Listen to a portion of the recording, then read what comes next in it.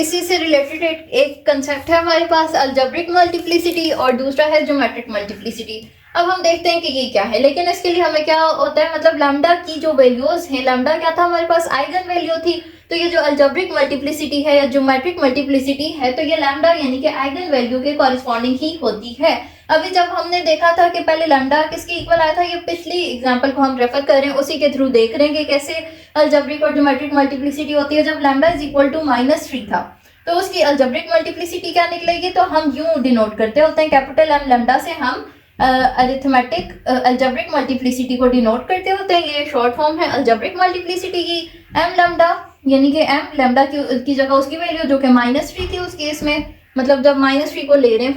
अब यानी कि हम देखते हैं कि जी -3 की अलजेब्रिक मल्टीप्लिसिटी क्या थी। अलजेब्रिक मल्टीप्लिसिटी का क्या मतलब है कि लैम्डा की ये वैल्यू कितने टाइम्स अकर हुई है। तो उसके अंदर हमने देखा था कि ये -3 क्या है, ये डबल रूट था, डबल रूट है, यानी कि 2 बार हमने ये -3 को यूज किया था और इसकी मदद से 2x2 और x3 वाले मैट्रिसेस निकाले थे, यानी कि आइगन वेक्टर्स हमने निकाले थे। तो इसकी अलजेब्रिक मल्टीप्लिसिटी क्या आ जाएगी, 2, यानी कि number of times lambda occurred. यानी अलजेब्रिक मल्टीप्लिसिटी हमारे पास क्या होती है कि कितनी बार हमारे पास लैम्डा अकर हुआ है, यानी कितनी बार ये वाली लैम्डा की वैल्यू को हमने यूज किया है मैट्रिसेस को फाइंड करने के लिए। तो ये डबल रूट था, तो ये 2 बार आ जाएगा। उसके बाद हम देखते हैं ज्योमेट्रिक मल्टीप्लिसिटी क्या होती है। ज्योमेट्रिक मल्टीप्लिसिटी फाइंड करने के लिए हमारे पास एक बहुत ही आसान सा फॉर्मूला है, n minus rank of matrix. n minus rank of matrix, n क्या है, ऑर्डर ऑफ द मैट्रिक्स, क्योंकि हम स्क्वायर मैट्रिसेस को डील कर रहे हैं। तो 2 क्रॉस 2 का हुआ उसका ऑर्डर क्या आ जाएगा, 2 आ जाएगा। 3 क्रॉस 3 का हुआ उसका ऑर्डर 3 आ जाएगा।